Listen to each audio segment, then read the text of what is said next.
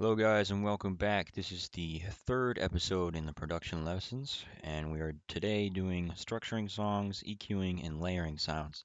So this one's going to be a bit of a shorter video because I'm assuming you guys are having some tests this week, so I'm going to try and keep it short and sweet. So let's start off. We'll go with we'll start off with structuring songs. So right here, this isn't a full song, but this is just the basic build up to a drop. It's kind of EDM melodic dubstep type of beat. So I've got an intro, and then I slowly introduce some more instruments. I usually start to build my songs from very basic to adding instruments in one at a time or a couple at a time. And then we've got this build up section right here, and then this is the drop, the second 4-bar patterns right here. So let's give a quick listen to it.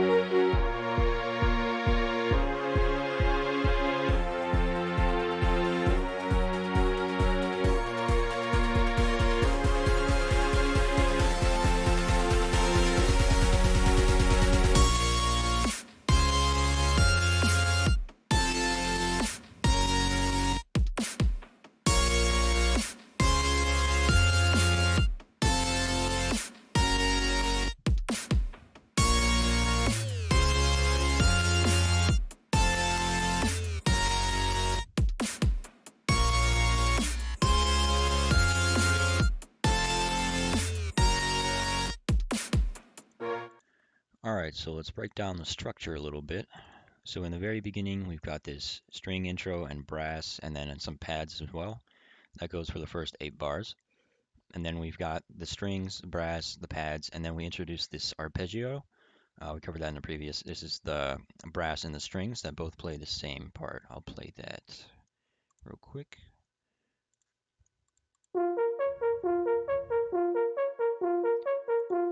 And the strings do the same thing.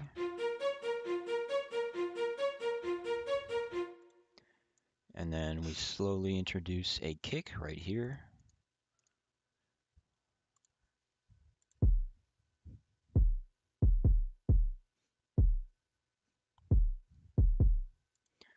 So you can see we're kind of using a combination of the patterns and just dragging the samples into the playlist. And then after that, it sort of comes into the main build-up. Here I cut the chords in half so it moves a bit faster.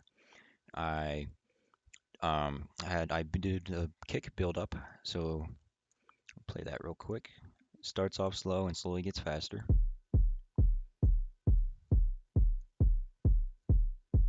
Kind of almost like a heartbeat.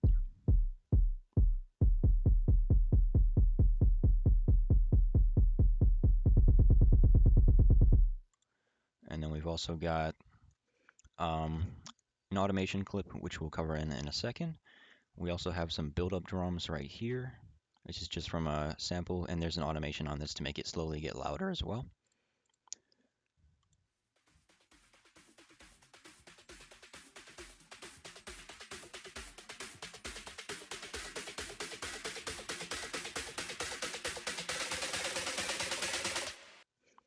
And then we've also got 2 risers right here. These are just various sound effects to help build the tension before the drop. And then an impact as well. That's just a white noise going down. So the basic structure of it, it depends really on the genre of the song that you're going for. So here it's EDM, this is only like maybe half of the song. So if I were to continue this, if I were to make it a full thing, it'd be an intro, slow build up, actual build up, drop, then maybe a transition, maybe another couple bars of just various sounds coming in and out, and then another build up, and then a drop, and then that'd probably be the end of it. That'd make it somewhere around 2 minutes or so. For pop songs, it's usually an intro, and then a hook, which is pretty much all the sounds that you'll use in your chorus just at the beginning of the song, and then it goes into the verses, and then a chorus, and then maybe a transition, and then a verse and a chorus, and then maybe an outro or something like that. Uh, so that covers basic structure. We'll move on to EQing.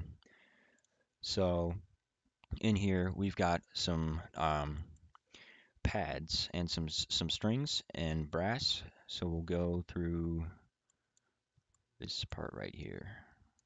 We'll solo just the strings and the brass.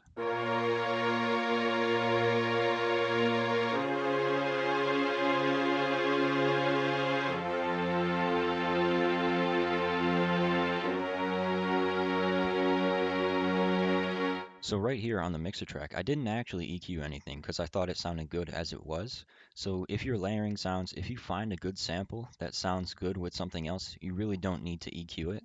But if you have like a certain sound you're going for, like in these drop chords, um,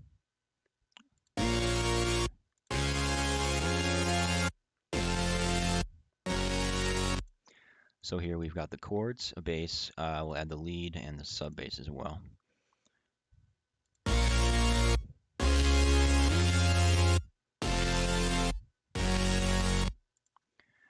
So we've got, oh, that top part didn't come in because the automation clip wasn't in. But here we have each of the sounds routed to the mixer. And we'll start with number 5. That's the first EQ. So we'll solo this one.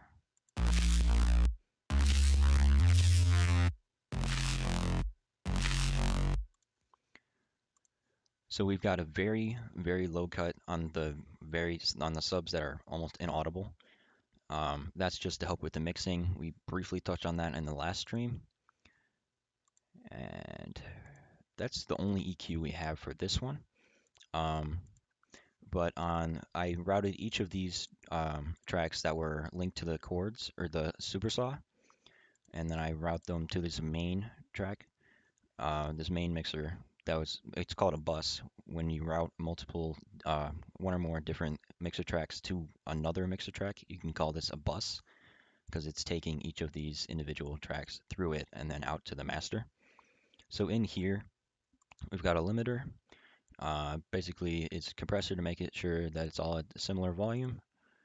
We've got a filter, which is kind of that wubby sound that you get with future bass. If we were to turn it off, it would sound like.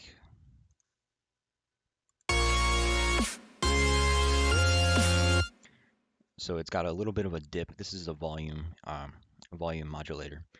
So it dips down very quickly in the beginning and then it goes back up. So it's very subtle, but I think it adds an interesting sound. We've got an EQ, cut off the very lows again and some of the highs. And then we've got OTT, which is a multiband compressor. So this is pretty much, I've heard it referred to as the glue because it kind of meshes your sounds together, makes them sound good as a whole. So if you have multiple different sounds, let's say we'll turn this off, we'll hear what it sounds like without the OTT on it.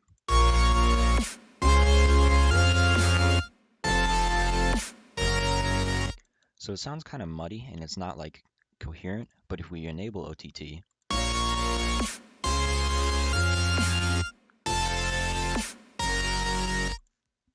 so it sounds a bit better. And with this, I just turn down the highs a little bit, turn up the mids, and then turn down the lows. So this is basically, if you were to think about it in an EQ, I'll pull out the EQ. It will split the frequencies into different sections. So it's got the low mids, the mids, so if we were to do the low, it would be from sub to maybe low mid, and then the mid knob right here will be mid to maybe high mid, and then the highs will be everything past the high mid. So it will take all the frequencies in this range and just lower them or raise them as a whole instead of doing it in an EQ. And that can be helpful various different times when you need to use it like that. The depth right here is just the pretty much like the wet knob. It's just how much it's going to make it sound uh, like the full effect of the plugin. So we've got that. The automation clips we briefly touched on. Um, but here we have a volume automation. So automation is pretty much adjusting a level of a controller. So like the volume knob here, this is what it's automated to. So in the mixer, we have the knob all the way down. That's at the very start of this automation clip. If we move through the song, then it starts to raise that volume knob. So this is like slowly introducing that top lead. The same thing happens in here. I'll drag it up. This is the automation clip for the volume of this build-up drums. It pretty much takes the volume from nothing and slowly introduces it to help build some tension. So those are useful, and pretty much you can use those in almost any kind of genre, any kind of song you're making. All right, so I hope that was informative. Try and keep it short and sweet because I know there's a lot of tests going on this week, and I'm sure you guys got homework and studying. But that's been it for this lesson, and I'll see you guys all this weekend.